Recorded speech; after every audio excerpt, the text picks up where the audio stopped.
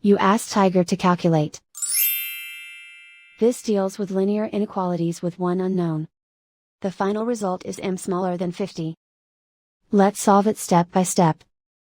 Group all constants on the right side of the inequality. Subtract 58 from both sides.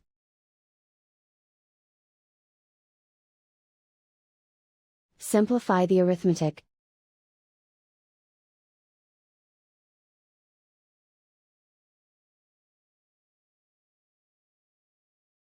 Isolate the m. Multiply both sides by 10.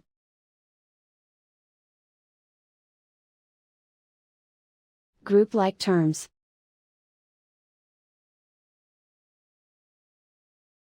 Multiply the coefficients.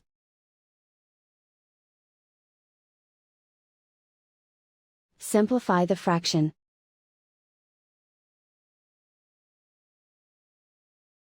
Simplify the arithmetic.